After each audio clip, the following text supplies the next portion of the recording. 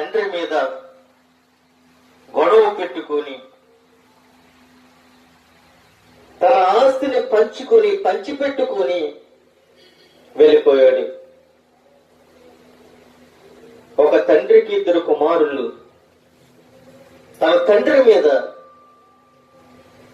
దెబ్బలాడ పెట్టుకుని గొడవ పెట్టుకుని నా ఆస్తి నాకు పంచిపెట్టు అని దెబ్బలాడు పెట్టి తన ఆస్తిని తీసుకుని వెళ్ళిపోయాడు. కొన్ని దినములైన తరువాత ఆ చిన్న కుమారుడు సమస్తమును కూడా పట్టుకుని ఎక్కడికి వెళ్ళాడు అంటే దూరదేశము ప్రయాణమై వెళ్ళిపోయాడు. అక్కడ తన ఆస్తి దుర్వ్యాపారములో వలన పాడు చేసి ఖర్చు చేసి ఆ దేశంలో గొప్ప కరువు రాగా వాడు ఇబ్బందులు పడుతూ ఆ దేశములో ఒకని ఎంత చేర్చి ఉన్నాడు. అయితే ప్రియమైన బిడ్డలారా, అతడు పందులు మేపుటకు కూడా వెనకాడకుండా పొలములో వాడి పందులను మేపడానికి పంపబడినట్లుగా మనం చూస్తూ ఉన్నాం.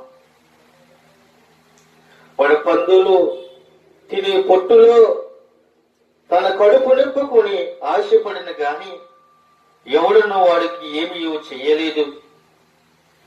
బుద్ధి వచ్చినప్పుడు వాడు అనుకుంటూ ఉన్నాడు, నా తండ్రి వద్ద ఎంతో మంది కూలి వాళ్ళు ఉన్నారు, అన్నం సమృద్ధిగా దొరుకుతుంది, నేనైతే అక్కడ ఆకలికి చచ్చిపోతున్నాను అని ఏడుస్తూ ఉన్నాడు. ఆ చిన్న కుమారుడు తన ఆస్తులంతా కూడా దుర్వ్యాపారముల వలన పాడు చేసుకున్నాడు, ఖర్చు పెట్టేశాడు.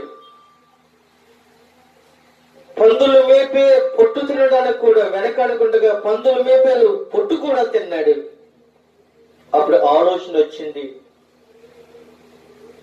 నేను చనిపోతూ ఉన్నాను, కానీ నా తండ్రి యొద్ద అనేక మంది ఎంతో మంది కూలి వాళ్ళు ఉన్నారు, అక్కడ అన్నం అయితే సమృద్ధిగా దొరుకుతుంది అని తెలుసుకుని ఆలోచించి ఏం చేశాడో తెలుసా?